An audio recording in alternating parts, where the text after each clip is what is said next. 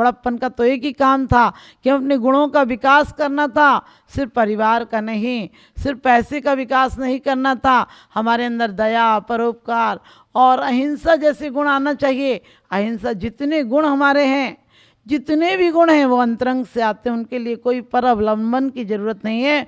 और जितने भी दोष हैं, जितनी भी बुराइयां हैं वो दूसरों से आती हैं। आप देखो, झगड़ा करना हो तो कोई दूसरा चाहिए, अहंकार करना हो तो कोई व्यक्ति चाहिए, वस्तु चाहिए, कोई पद चाहिए, उसके कारण अहंकार होता है। छल कपट के लिए, कोई मायाचारी के लिए आपको कोई वस्तु चाहिए, कोई व्यापार चाहिए, कोई संबंध चाहिए। आज तो सब कुछ दिखावे का हो गया, क्योंकि कहते ऊपर से सफ़ेद अंदर से काला है, होंठों पर हंसी अंदर में ज्वाला है। और दिखावा इतना बढ़ गया है कि तिजोरी तो खाली बाहर से ताला है, तिजोरी तो खाली बाहर से ताला है। आज आप देखिए, आपके जितने त्यौहार पर फंक्शन घरों में मनते हैं वो सब दिखावे के लिए मनते हैं। आज शादियों में करोड़ों की शादी करते हैं। आपने कभी सोचा वो पैसा ना हमारे समाज के उत्थान में काम आ रहा है, ना हमारे देश के काम आ रहा है। वो सिर्फ हमारा देश का कम से कम 70% पैसा, 1 घंटे में 60 करोड़ रुपया अस्त्र शस्त्रों पर खर्च हो रहा है। और यहाँ पर कम से कम 10 लोगों में से 7 लोग भूखे हैं, मजबूर हैं, अपने परिवार को चलाने के लिए परेशान हैं। न पेट भर रोटी है, न जीवन की कोई आवश्यकताएं, न बच्चों को अच्छी शिक्षाएं। लेकिन मैं अकेले शिक्षा को प्रोत्साहन नहीं देना चाहती हूँ, क्योंकि आज शिक्षा बढ़ी है लेकिन हमारा संस्कार घट गया है। शिक्षा वो हो जो आत्म उत्थान की तरफ ले जाए, शिक्षा वो हो जो हमें बंधनों से मुक्त कराए, शिक्षा वो हो जो आपसी प्रेम भाव बढ़ाए। वो शिक्षा नहीं चाहिए जो अहंकार सिखाती हो, वो शिक्षा नहीं चाहिए जो परमाणु और बड़े बड़े बम बनाती हो, और वो शिक्षा नहीं चाहिए जिससे तड़फ तड़फ कर लोग मर जाएं, प्राण दे दें। हमें शिक्षाएं चाहे थोड़ी हों लेकिन आपसी व्यवहार की हों, संबंधों में मधुरता की हों, हमारे समाज और देश के उत्थान की हों। हमें एक एक धर्म को नहीं बचाना है। जब तक हम एक एक धर्म को बचाएंगे, जब तक हम अपने व्यक्तिगत समाजों को बचाएंगे, तब तक एक क्लेश भावना दूर नहीं होगी। हम सब धर्मों को, कोई धर्म हमें लड़ना नहीं सिखाता है। यदि कोई धर्म लड़ना सिखाता है तो समझना फिर अधर्म क्या करेगा। जब धर्म ही लड़ना सिखाएगा तो अधर्म क्या करेगा। तो आप सबको धर्म की तरफ आना है। हमारे तीर्थंकरों का जैसा भाव रहा कि जब दुखी थे, बहुत परेशान थे, आत्मा में एक दर्द था कि वास्तव में ये उपलब्धि परम उपलब्धि नहीं, तो जंगलों में चले गए थे, दुख को अकेले में विसर्जित कर दिया था। लेकिन जब परम सुख को उपलब्ध हो गए थे तो समूह शरण में 12 सभाएं लगाकर सबको सुख का उपदेश बांटा था। और आज हमारी उल्टी हालत है, हम दुखी होते हैं तो लोगों को दुख बांटते हैं। हम ऐसे हैं, हम परेशान हैं। आज आदमी ने परेशानी, गलत बातों को अपने जीवन का अंग बना लिया। छोटी सी बीमारी होगी 10 को सुनाएगा कि मैं बीमार हूँ, मेरे यहाँ घाटा पड़ गया, मेरे यहाँ बिजनेस अच्छा नहीं है, मेरे बच्चे अच्छे नहीं हैं। अरे अपने दुखों को किसी को मत सुनाना। लोग हंस हंस कर पूछेंगे, लोग आपसे संवेदनाओं से पूछेंगे और कहेंगे क्या हुआ और क्या हुआ, और लोगों को हंस हंस कर बताएंगे कि फलाने के यहाँ ऐसा हो गया। क्योंकि ये दुनिया बड़ी जालिम है, कुछ कहो तो कहने नहीं देती, सहो तो सहने नहीं देती। तमाचा मार तो देती है पर रोने नहीं देती, तमाचा मार तो देती है पर रोने नहीं देती। इसलिए अपने दुख किसी को मत कहना, और दुख कोई दूर कर भी नहीं सकता है। सिर्फ मजाक उड़ाएंगे या तुमसे दूर हो जाएंगे। आपको विश्वास नहीं हो तो जाकर देखना। बनी पर देखिए लाखों निसार होते हैं, और बनी बिगड़ती है तो दुश्मन 1000 होते हैं। पास दौलत है तेरे तो तू दूल्हा है, ये सब बाराती हैं। और गरीबी में कोई नहीं पूछेगा कि कौन बाबा है और कौन नाती है।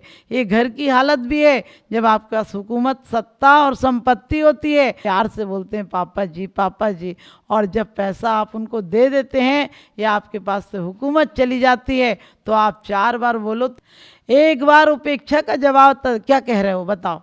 यानी आपके घर में प्रेम तक के बोलने की आपको इजाज़त नहीं है। आपको कुछ क्या किया है आपने जीवन में। सुख के बीज बोए थे और आपके फल कैसे आ रहे हैं। कांटों के आए हैं।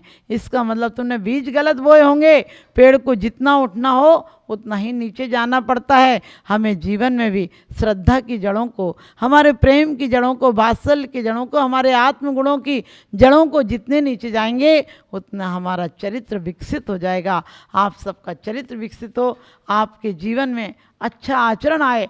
इसलिए बच्चों को सिर्फ शाब्दिक शिक्षा नहीं देना, उन्हें व्यवहारिक शिक्षा देना, उन्हें अपने धर्म और संप्रदाय के प्रति कट्टर नहीं बनाना, बल्कि उनके अंदर धर्म को रोपण करना। हम बच्चे को नमोकार मंत्र सिखा देते हैं, जिनवाणी सिखा देते हैं, उसे रटा देते हैं और रटने को धर्म समझ लेते हैं। हम नमो अरिहंताणम बोलते हैं, उस टाइम हमारे अंतरंग में एक चेतना जागना चाहिए, हमारे अंदर ललक उठना चाहिए कि अरिहंत जिन्होंने नष्ट किए हैं, अरि को हमें भी नष्ट करना है। और वो कौन, किसको नष्ट करना है? किसी दूसरों को नहीं, दुश्मन को नहीं, दुश्मनी को समाप्त करना है। हमारे साथ कोई गलत व्यवहार भी करे तो हमें कांटों का जवाब फूलों से देना है, हमें पत्थरों का जवाब भी फूलों से देना है। ऐसी हमारी ज़िंदगी हो। हम बच्चों को कहें कि नमो अरिहंताणम बोलते हो, उस टाइम बेटा तुम्हारे अंदर अरिहंत के गुण आना चाहिए, अरिहंतों की ललक जगना चाहिए और सारी दुश्मनी और दुश्मन समाप्त होना चाहिए। आपके दुश्मन का मतलब वो दुश्मन नहीं जो व्यक्ति से दुश्मन हो जाते हैं आपके, वो दुश्मन जो आज तक आपको अनादिकाल से घुमाते आए हैं, वो कर्म रूपी दुश्मन समाप्त होना है। क्योंकि कहते हैं जिन्होंने हमें रुलाया है हम उन्हें रुलाएंगे, जिन्होंने हमें घुमाया है हम उन्हें भगाएंगे। हम किसी कायर के नहीं, हम महावीर के बेटे हैं। हम भी वो करके दिखाएंगे जो उन्होंने करके दिखाया है, जो उन्होंने करके दिखाया है। हम भी उसी पथ को अपनाएंगे, जिस पथ को उन्होंने अपनाया है उसी पथ पर कदम बढ़ाएंगे। और आज और अभी से अपने नेचर में, अपने व्यवहार में, अपनी सोच में बदलाव लाएंगे। नज़र को बदलिए, नज़ारे बदल जाएंगे, सोच को बदलिए, सितारे बदल जाएंगे। किश्तियाँ बदलने की कोई ज़रूरत नहीं, धारों को बदलिए, किनारे बदल जाएंगे। आप सबके जीवन में जो दुख और अशांति है वो बदल जाए, आपके जीवन में सुखों के झरने बदलें। सिर्फ आप अपनी सोच को बदलिए। बाहरी संपत्ति नहीं बढ़ाना है, क्योंकि बाहरी संपत्ति एक दिन खाक हो जाएगी और आपकी साख भी समाप्त हो जाएगी। हमें अंतरंग की संपत्ति बढ़ाना है और वो हम अपने गुण अंतरंग से आते हैं, हमारे अंदर मौजूद हैं। हमें दुखों को दूर करना है, हमें कष्टों को दूर नहीं करना है। खाने का कष्ट, भूख का कष्ट हो रोटी से समाप्त हो जाता है, भोजन से समाप्त हो जाता है। ठंडी का कष्ट हो कपड़ों से समाप्त हो जाता है, गर्मी का कष्ट हो एसी से समाप्त हो जाता है। लेकिन दुख तो सिर्फ आत्मस्वरूप संबोधन से, आत्मबोध से समाप्त होता है। आप सबके जीवन में कष्ट तो समाप्त हो रहे हैं सुविधाओं से, लेकिन शांति साधना से आएगी। उस शांति को पाने के लिए अपने अंदर जाएं और परमात्मा के गुणों को अपने जीवन का अंग बनाएं। अपनी आँखों का इलाज कराएं। अंधों की तरह कब तक सहारे लेते रहोगे बैसाखियों से? इसलिए अपने अंतरंग में अपने ज्ञान का दीप जलाएं और उसके लिए हमारे परम गुरु अरिहंत देव हमारे साक्षात, हमें उनकी प्रतिमा भी शिक्षा देती है कि हमारा क्या स्वरूप है, उस स्वरूप को अपनाएं और जिस रूप अपना प्राप्त करें। ऐसी हमारी भावना है। आपके जीवन से दुख दरिद्र हमेशा हमेशा को मिट जाएं, यही हमारी कामना है। आपके जीवन में सुख समृद्धि हो। इन्हीं भावनाओं के साथ आप सबके जीवन में परम उपलब्धि हो। जिंदगी से इतनी दिल लगी क्यों, वो तो एक दिन जाएगी। और मौत से इतनी दहशत क्यों, वो तो एक दिन आएगी। आदमी ज़िंदगी से बहुत प्यार करता है, अपनी ज़िंदगी को बहुत प्यार समझता है, अपनों का बहुत प्यार करता है, अपनी ज़िंदगी को सुरक्षित रखने के लिए क्या क्या यत्न करता है कि दूसरों की जान भी जाए तो उसकी परवाह नहीं करता है। लेकिन दौलत राम जी ने बहुत अच्छी बात कही है कि अति संक्लेश भावते मरो, घोर शुभ्र सागर में पड़ो। अत्यंत संक्लेश भाव से यानी ईर्षा, कसाय, छल कपट के कारण मरता है तो नरकों में जाता है। और तहाँ भूमि पर सतदुख सो, बिच्छू सहज रसे नहीं तिसो। कहते हैं उस भूमि को छूते ही इतना दुख होता है, इतना दुख होता है कि हजारों बिच्छू एक साथ काट लें तो भी दुख नहीं हो। सोच कर देखना कि जो यहाँ किसी के गम पर मुस्कुराता है उसे वो मुस्कुराना कितना भारी पड़ता है। किसी के दुखों की योजना बनाना कि किस प्रकार से दुख दिया जाए। आज के युग में छोटे से लेकर बड़े तक दूसरों को दुख देकर खुशी है, दूसरों को खुशी देकर आदमी खुशी नहीं है, दूसरे के आंसुओं पर अपनी मुस्कान टिकी हुई है, दूसरों के खंडर पर अपने महल बनाना चाहता है, दूसरों के जीवन को छीन कर अपनी खुशियों की माला बनाना चाहता है। और ये जब कभी भी संभव नहीं है, आचार्यों ने कहा है कि वहाँ भूमि पर जाकर विचार करना कि कभी जब पहुँचोगे तब क्या हालत होगी। क्योंकि आदमी जब दूसरों पर घटना घटती है तो हंसता रहता है, जब अपने पर घटती है तो बहुत रोता है। और वही यदि दूसरों की घटनाओं पर भी हमारी संवेदनाएं जागृत हो जाएं, हमारे अंदर ऐसी भावना आ जाए, सद्भावना आ जाए कि जैसा दूसरों का दुख है वैसा मेरा ही दुख है। हमारे आचार्यों ने कहा है कि यदि हम थोड़ा सा अप्रमाद कर लें, थोड़ा सा ध्यान दे लें, थोड़ी सी विवेक से कार्य करें तो हमें नरकों के दुख नहीं सहना पड़ेगा और इस जीवन में भी हमारे खुशहाली रहेगी।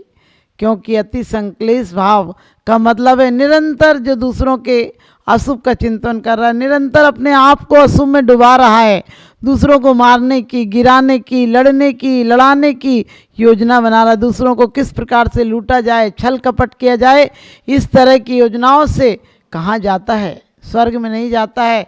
भले हम कार्ड पर लिख दें कि हमारे पिताजी का स्वर्गवास हो गया, लेकिन स्वर्गवास नहीं जाता, आदमी नरकवास जाता है। क्योंकि यहाँ भी यातनाएं दी हैं और वहाँ भी यातनाओं की योजना बना रहा है। तो यातना वाला तो यातना की जगह ही जाएगा। और इतना ही नहीं कि यातना की जगह जाएगा, आचार्यों ने कहा है कि नरकों में सम्यक दर्शन तो हो सकता है, लेकिन सम्यक दर्शन में वात्सल्य गुण का पालन नहीं हो सकता है। वात्सल्य गुण का पालन क्यों नहीं हो सकता है? क्योंकि वहाँ का द्रव्य, क्षेत्र, काल, भाव ऐसा है, वहाँ जाते ही द्रव्य अशुभ है, क्षेत्र अशुभ है, काल अशुभ है, भाव अशुभ है।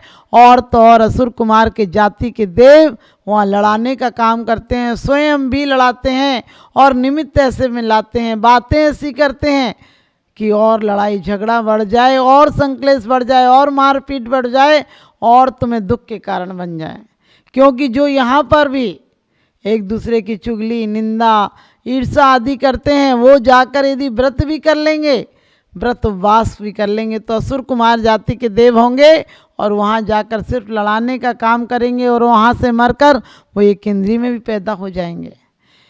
क्योंकि 12वें स्वर्ग के देवता, वहाँ तक के देवता ये योजना बनाते हैं, चिंतन करते हैं कि मनुष्य गति में जाऊंगा तो ऐसा होगा, गर्भावास में रहना पड़ेगा, इतना दुख होगा, उल्टा लटका रहूँगा, और इस दुख का संक्लेश करते करते उन्हें अच्छी गति तो नहीं मिलती, वो एक इंद्री में पैदा हो जाते हैं। सम्यक दृष्टि कैसा होता है? ना चाहूँ मैं स्वर्ग संपदा, नरकों से नहीं डरता हूँ, किंतु नरक में जाने जैसे काम कभी नहीं करता हूँ।